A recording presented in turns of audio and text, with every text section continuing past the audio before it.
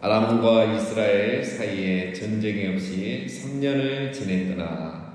자, 북이스라엘과 아람이 두 번의 전쟁을 했죠. 그 두 번째 전쟁이 끝나고 3년 동안 현재 전쟁이 없는 상태입니다. 전쟁이 없는 이유는 2차 전쟁 때 이스라엘이 승리하고 조약을 맺었죠.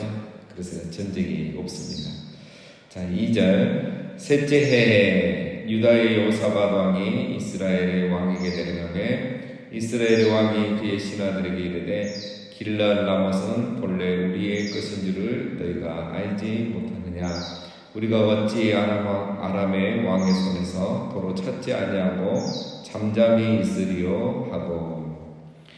자, 이렇게 전쟁이 없는 3년째가 됐는데 남유다의 왕 여호사밧 왕이죠. 왕 여호사밧이 아합 왕에게 내려갔습니다. 이 내려갔단 말은 그냥 어떤 의미입니다. 원래 남쪽이 예루살렘이고 북쪽이 이스라엘 사마리아죠. 그런데 사실은 지리적으로 올라간 거지만 종교적이나 모든 면에서는 남쪽 예루살렘이 더 중요하기 때문에 올라갔다 내려갔다 이렇게 말하는 겁니다. 우리 부산에 올라간다 내려간다 그 지역적인 의미에서 하는 게 그렇게 말하는 것처럼요. 자, 이렇게 지금 갑자기 이제 남유다의 왕이 북이스라엘 왕에게 찾아갔다. 자, 이거는 좀 못 보던 장면이죠. 원래 남유다와 북이스라엘은 사이가 좋지 않습니다. 근데 지금은 사이가 좋은 것 같죠. 이유가 있습니다. 남유다의 여호사밧 왕과 북이스라엘의 아합 왕이 화친을 맺었거든요. 자, 어떤 화친을 맺었냐? 이 아합의 딸, 그 이세벨의 딸이죠. 아합의 딸 아달랴가 여호사밧의 아들인 여호람과 결혼을 했어요. 그러니까 여기가 정략 결혼을 한 거죠. 그래서 이제 남북은 분위기가 좋고 이렇게 화친 관계가 됐지만 동맹 관계가 됐지만 이제 나중에 이제 우리가 남유다를 또 살펴보지만 남유다는 이때부터 타락하기 시작합니다. 그래서 북이스라엘은 이세벨 때문에 타락하기 시작했고 남유다는 이세벨의 딸 이 아달랴 때문에 또 타락하는 시기가 좀 있습니다. 나중에 우리가 살펴보겠습니다. 왜 이런 정략 결혼을 했을까? 이제 이유가 있겠죠. 역사적인 배경이 있습니다. 자, 이때는 이제 점점 그 북이스라엘 위에 있는 아수르라는 나라가 점점 세력이 커지고 있었어요. 그래서 이 아수르가 나중에 이제 북이스라엘을 정복하잖아요. 그 아수르가 점점 커지니까 이제 이 남쪽 유다와 이스라엘이 불안한 거죠. 그래서 이제 세력을 합친 겁니다. 동맹을 맺어서 우리가 아수르의 남하 정책을 견제하자. 그런 차원에서 이런 정략 결혼을 했습니다. 자, 그런데 이것은 하나님의 뜻은 아니죠. 하나님 기뻐하시는 일은 아니죠. 여호사밧은 하나님을 의지해서 이 위기를 넘겨야 되는데 그렇게 하지 않고 하나님께 묻지도 않고 바로 그 여호사밧 그 아합하고 이렇게 동맹을 맺은 겁니다. 그래서 여호사밧 왕이 이제 우리 나중에 살펴보겠지만 굉장히 선한 왕이에요. 굉장히 좋은 왕 중에 한 명인데 이런 약점이 하나 있었습니다. 자, 이런 동맹 관계에 있던 여호사밧이 왔기 때문에 이제 아합 왕이 여호사밧에게 하는 말이 뭡니까? 저 북동쪽에 있는 길르앗 라못, 요단강 동편에 있죠. 모세가 있을 때 사라성전에 정복했던 땅이죠. 요단강 동편에. 이 땅이 원래 북이스라엘 땅이었는데 아람이 이 길르앗 라못을 빼앗아 갔었어요. 그런데 그 2차 전쟁 때 그 아합이 이 아람의 왕 베나닷을 살려줄 때 베나닷이 뭐라 하겠습니까? 당신 나만 살려주면 내 아버지 손조 때 빼앗은 모든 땅을 다 돌려주겠다겠죠. 그리고 우리 아람에도 당신의 이름으로 거리를 만들어라. 이 두 가지 조건을 제시했는데 그리고 동맹을 맺었는데 조약을 맺었는데 이 베나닷이 아직까지 지키지 않는 거예요. 3년째 그 땅을 돌려받지 못하고 있는 거예요. 그래서 오늘 아합이 하는 말이 아직까지 내 땅을 돌려받지 못했는데 우리가 이렇게 가만히 있어서 되겠느냐. 그 땅에 전쟁을 해서 길르앗 라못을 다시 빼앗아오자. 이 제안을 하는 것입니다. 자, 4절에 여호사밧에게 이르되 당신은 나와 함께 길르앗 라못으로 가서 싸우시겠느냐? 여호사밧이 이스라엘 왕에게 이르되 나는 당신과 같고 내 백성은 당신의 백성과 같고 내 말들도 당신의 말들과 같습니다. 그 여호사밧에게 묻죠. 이제 내가 길라 나못에 가서 전쟁에서 다시 되찾아올 건데 당신 함께 가겠습니까? 남유다도 같이 전쟁에 나서겠습니까? 이렇게 하니까 여호사밧이 말도 하나님께 묻지도 않고 뭐라고 합니까? 당연히 그렇게 가야죠 하고 대답을 하는 겁니다. 5절 여호사밧이 또 이스라엘 왕에게 이르되 청하건대 먼저 여호와의 말씀이 어떠한지 물어보소서. 자, 전쟁하면 내가 무조건 가겠습니다. 그런데 하나님이 허락하시는지 하나님 뜻인지는 한번 우리 하나님께 물어보고 갑시다. 이렇게. 자, 그나마 다행이죠. 우리가 동맹관계이기 때문에 같이 가서 싸움을 하겠지만 전쟁을 하는 것은 또 하나님의 뜻이 아닐 수도 있고 원한 것일 수도 있으니까 하나님께 한번 물어봅시다. 자, 이렇게 제안합니다. 자, 여러분 우리 성도에게 있어서 이게 굉장히 중요합니다. 여호사밧이 항상 이렇게 하지 않았기 때문에 문제죠. 다윗과 여호사밧의 차이는 다윗은 항상 이렇게 물었어요. 내가 블레셋에게 올라가리까 가지 말아야 하겠습니까? 늘 물었습니다. 여호사밧은 중요할 때 이렇게 필요할 때만 묻는 거죠. 자, 우리가 신앙생활하면서 중요한 게 하나님께 항상 이렇게 묻는 것이 필요합니다. 근데 이제 우리들은 어떻게 합니까? 먼저 일을 다 해놓고 하나님께 기도하죠. 하나님께 승인을 받고 일을 해야 되는데 일을 저질러 놓고 승인해달라는 거예요. 그게 이제 우리에게 기도죠. 왜 이렇게 하느냐면 이제 하나님께 묻는 습관이 잘 안 돼 있거든요. 우리가 이렇게 새벽 기도 나오신 분들은 그래도 그런 것 때문에 나오지 않습니까? 시편 5편 3절에 보면은 여호와여 아침에 주께서 나의 소리를 들으시리니 아침에 내가 주께 기도하고 바라나이다. 아침에 하나님께서 내 소리를 들으시니 하나님 내가 아침에 주께 기도하고 바라겠습니다. 여러분 왜 아침에 기도를 하겠습니까? 이 바쁜 시간에 더 귀한 시간의 가치가 훨씬 더 귀한 시간입니다. 아침에 기도하는 이유가 뭡니까? 하나님께 묻기 위해서죠. 오늘 하루를 살아가면서 하나님께 묻기 위해서 우리가 아침에 기도하는 거예요. 하루의 일과를 묻고 하나님의 뜻을 묻기 위해서 아침에 또 우리는 새벽에 이렇게 기도하는 거죠. 오늘 내가 이 사람을 만나면 무슨 말을 해야 될지, 오늘 이 모임에 가서 내가 무슨 말을 해야 될지, 오늘 내가 해야 될 일을 어떻게 하는 게 하나님의 뜻인지, 하나님 기뻐하실지 하나님께 묻는 거죠. 그러기 위해서 아침에 우리가 새벽에 이렇게 기도를 하는 겁니다. 우리 성도는 하나님께 묻고 하나님의 뜻을 깨닫고 알고 행하는 게 중요한 겁니다. 여호사밧이 항상 이랬으면 얼마나 좋았겠습니까? 아들을 결혼시킬 때 하나님 하지 말라 했을 겁니다. 그렇죠? 전쟁에 참여하는 것도 그렇죠. 나중에 결국은 여호사밧이 또 가다가 죽을 위기를 처합니다. 하나님께 묻지 않고 참여했거든요. 그 하나님의 뜻에 이 전쟁은 하나님 뜻이 아니라는 걸 나중에 아는데도 참여합니다. 그러다가 큰 위기를 겪게 되는 거죠. 여호사밧이 그 우상을 제거하고 아주 선한 왕으로 평가가 되지만 이렇게 중요한 순간에 하나님께 묻지 않는 거예요. 근데 여러분 우리가 중요한 순간에 항상 어떻게 합니까? 사람은 자기의 욕심에 따라가거든요. 우리가 중요한 순간일수록 하나님께 묻고 기도하고 듣는 그런 훈련이 습관이 우리에게 필요한 것입니다. 자, 6절입니다. 이스라엘 왕이 이에 선지자 400명쯤 모으고 그들에게 이르되 내가 길라 라못에 가서 싸우려 하노라. 그들이 이르되 올라가소서 주께서 그 성읍을 왕의 손에 넘기시리라. 아합이 여호사밧의 말을 듣고 선지자들에게 물어보기로 합니다. 그래서 선지자 400명을 모으죠. 자, 이 당시에는 그 왕국 안에 선지자들이 있었습니다. 항상 남쪽도 그렇고 북쪽도 그렇고 그 선지자들을 둬요. 근데 문제는 두고 묻지를 않는 거죠.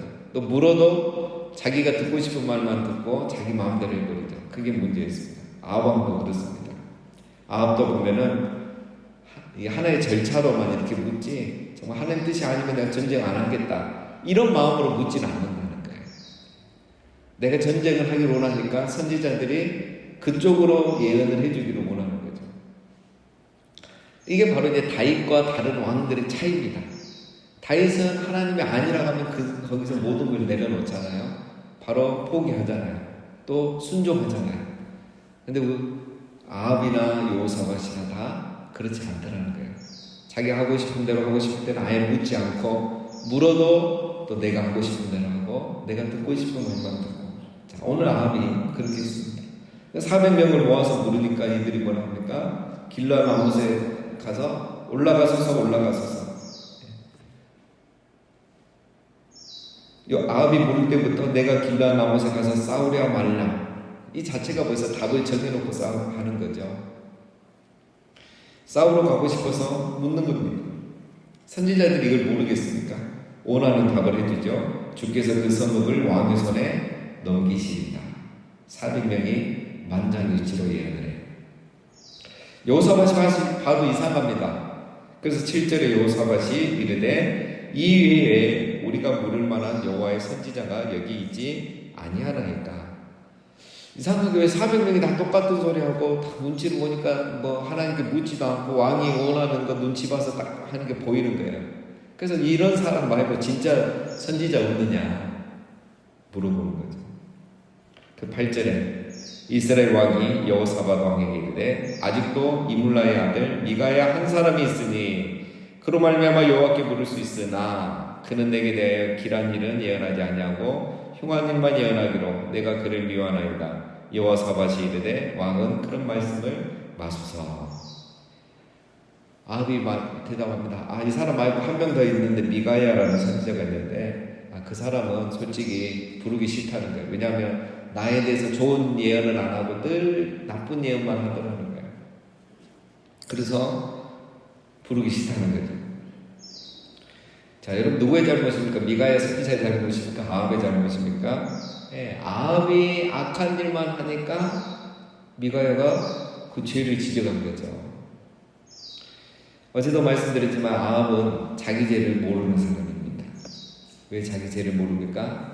고의로 죄를 짓고 원해서 죄를 짓고 욕심을 따라 죄를 짓기 때문에 자기가 죄를 짓고 있고 죄인이라는 걸 모르는 거죠. 그러니까 미가야 선지자 말이 싫은 거예요. 이런 사람의 말을 듣기 싫은 겁니다. 자기 죄를 뉘우치지 않는 거죠. 그러나 여러분 미가야가 참 선지자인 겁니다. 미가야가 참 선지자예요. 여러분 시대마다 참 선지자가 있고 거짓 선지자가 있습니다. 항상 이 싸움이죠. 남쪽 유다 시드기왕 시대에도 그런 일이 있었습니다. 그 당시에 참 이제 나라가 위태로워질 때 남유다가 멸망하기 직전에 정말 이 나라를 위해서 바른 예언을 하고 바른 말을 하고 하나님 말씀 전했던 선지자가 예레미야죠. 예레미야는 늘 바른 얘기를 합니다. 우리가 잘못해서 바벨론에게 공격받는 거다. 그리고 우리는 바벨론에게 공격받아서 멸망할 것이다. 그러니까 우리 죄를 인정하고 회개하고 항복하고 바벨론으로 잡혀가라. 이게 하나님 뜻이라고 했어요. 근데 이 말을 다 싫어하죠. 왕도 자존심 상하고 백성들도 기분 나쁜 거예요. 그런데 그 시대에 또 하나냐라는 이 나쁜 거짓 선지자가 있었습니다. 이 거짓 선지자가 뭐라고 하냐면 아니다. 2년 안에 하나님이 우리나라를 회복해 주실 거고 2년 안에 지금 포로로 잡혀간 사람들이 돌아오게 될 것이다. 이런 거예요. 근데 예레미야가 계속 이런 바른 예언을 하니까 하나냐가 뭐라고 하냐면 당신은 내년에 죽을 것이다. 금년에 죽을 것이다. 당신은 올해 안에 하나님의 저주를 받고 죽을 것이다. 그런데 결과는 어떻게 됐냐면 그해 7째 달에 하나냐 선지자가 죽은 거예요. 이 사건을 통해서 누가 참 선지자고 거짓 선지자인지가 드러난 거죠. 그러면 사람들이 예레미야의 말을 다시 듣고 예레미야 말이 맞구나. 그리고 이제 이스라엘 남유다의 왕들과 백성들이 회개하고 돌아와야 되는데 안 돌아와요. 또 예레미야를 죽이려고 합니다. 이 시대마다 참 선지자가 있고 거짓 선지자가 있습니다.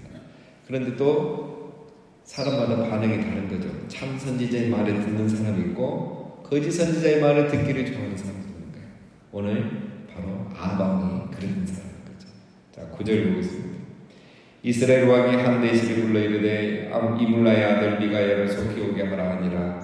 이스라엘 왕과 유다의 여호사밧 왕이 왕복을 입고 사마리아 성문 어기 광장에서 각기 왕자에 앉아있고 모든 선지자가 그들 앞에서 예언을 하고 있는데, 자, 이제 미가야 선지자도 불러오라 하고 오는 동안에 이제 그 아합과 여호사밧이 성문 앞에 가서 이제 이 예언을 듣기 위해서 앉아 있는 겁니다. 자, 아직 미가야는 오지 않았고요. 자, 11절. 그나나의 아들 시드기야는 자기를 위하여 철로 뿔들을 만들어 가르치고 말하되 여호와의 말씀이 왕이 이것들로 아람 사람을 찔러 진멸하리라 하셨다 하고, 모든 선지자도 그와 같이 예언하여 이르기를 길르앗 라못으로 올라가 승리를 얻으소서 여호와께서 그 성읍을 왕의 손에 넘기시리라 하더라. 예, 그렇게 모이니까 이제 시드기야라는 사람이 먼저 예언을 하죠. 철로 뿔들을 만들어 가지고 뭐라 합니까? 여호와의 말씀이 왕이 이것들로 아람 사람을 찔러 진멸합니다. 그러니까 올라가란 말입니다. 하나님이 당신에게 승리하게 해주실 것이다. 그러니까 당장 올라가십시오. 그래서 뭐라 합니까? 여호와의 말씀이 이렇게 말하죠. 자기의 말을 전하면서도 여호와의 말씀이 당신 올라가서 싸우랍니다. 왕이 올라가소서 이렇게 말합니다. 하나님께서 그 성읍들을 당신 손에 넘기실 겁니다. 12절에 모든 선지자들도 뭐라 합니까? 여호와께서 그 성읍을 왕의 손에 넘기시리이다. 올라가 승리를 얻으소서. 여러분, 400명 넘게 모든 선지자가 이 만장일치로 똑같은 예언을 하는 겁니다. 뒤에 나옵니다. 미가야만 나중에 다른 말을 하는 거죠. 이 모든 선지자들이 다 왕이 듣고 싶어하는 말을 하고 자기가 하고 싶은 말을 그것도 하나님의 이름으로 하고 있다는 거예요. 이 사람들을 말하기를 오늘 우리로 말하면 생계형 예언자들이다 이렇게 말했어요. 생계형 선지자들. 먹고 살기 위해서 왕의 기분을 맞춰주고 왕이 듣고 싶은 말을 해주는 거예요. 자, 여러분, 많은 사람이 좋아하고 감동받는다고 해서 그것이 다 하나님의 말씀이 아닙니다. 그리고 내가 듣고 싶은 말을 해준다고 해서 그것도 하나님의 말씀이 아닙니다. 어느 시대에나 여러분 생계형 선지자들이 있습니다. 생계형 사역자들이 있습니다. 또 생계형 신도들이 있습니다. 정말 하나님을 경외하고 하나님의 말씀이 생명의 말씀이어서 모이고 듣고 순종하는 사람이 있는가 하면 자기의 인생을 위해서 자기 삶을 위해서 신의 도움이 필요하니까 신의 은총이 필요하니까 하나님을 믿으려고 하는 사람이 있고 하나님의 이름으로 사역하는 사람이 있는 거예요. 그래서 우리 사역자는 정말 생계형 사역자가 아니라 하나님의 말씀을 바로 전하는 사역자가 되어야 되고, 우리 성도님들은 생계형 신도, 생계형 신앙이 아니라 정말 살아계신 하나님을 믿고 그분의 말씀을 사랑하고 그분을 경외하는 그 바른 신앙으로 우리는 살아가야 하는 것입니다. 서로가 맞아야 돼요. 그래서 우리 사역자들은 이제 그런 사역자가 돼야 되고, 우리 성도님들은 어떻게 해야 됩니까? 말씀을 분별해서 들어야 돼요. 말씀을 분별해서 들어야 돼요. 제가 금요일날도 한번 말씀드렸지만, 모든 말씀을 다 듣는 게 아니라 정말 하나님의 말씀을 전하는 그런 교회, 그런 사역자, 그런 유튜브 설교를 찾아 들어야 돼요. 하나님을 전하고 하나님의 말씀을 전하고 그렇게 살아가야 돼요. 신앙생활을 해야 돼요. 우리 사역자들은 그렇게 또 설교하고 가르치려 하고 그렇게 교회와 성도를 사랑해야 하는 겁니다. 그래서 우리 교회는 저는 가능하면 주일날 같은 경우는 정말 더더욱 이렇게 말씀 중심으로 설교하려고 하고 금요일도 우리 그렇게 하려고 합니다. 지난주에 감사한 것은 지난주에 이제 3부 예배에 이제 우리 3부 예배에 오셨던 세 가족분이 이제 식사를 하면서 이 얘기를 하시는데 이분이 뭐라고 하시냐면 왜 우리 교회를 등록했냐 하니까 두세 달 다니셨대요. 벌써 다니셨는데 왜 우리 교회를 등록하셨습니까 하니까 이분 말씀이 뭐라 정확하게 표현하셨는데 거제교회는 생활형 설교가 아니고 말씀 설교를 해서 좋아서 등록했습니다. 이런 말씀하시는 거예요. 그러니까 다른 얘기를 안 하시고 주일날 성경만 이렇게 가르쳐 주니까 이제 너무 좋아서 등록을 했습니다. 그렇게 하는 거예요. 그러면서 뭐 여러 가지 얘기들 많이 하셨는데 저는 그 얘기가 참 좋았어요. 왜냐하면 우리 교회에 오시는 분들이 말씀이 좋아서 오는구나. 귀에 듣기 좋은 말을 해준 게 아니라 하나님 말씀을 이렇게 풀어서 말씀을 전해주니까 그 말씀을 좋아하는 분들이 우리 교회에 등록을 많이 해줘요. 세 가족 신방 가면 열에 한 8분은 이렇게 다 얘기하셔요. 그래서 우리 교회 오신 분들이 정말 말씀을 갈급해하고 바른 신앙을 가지신 분들이 오시고 계신다는 거예요. 감사한 일이죠.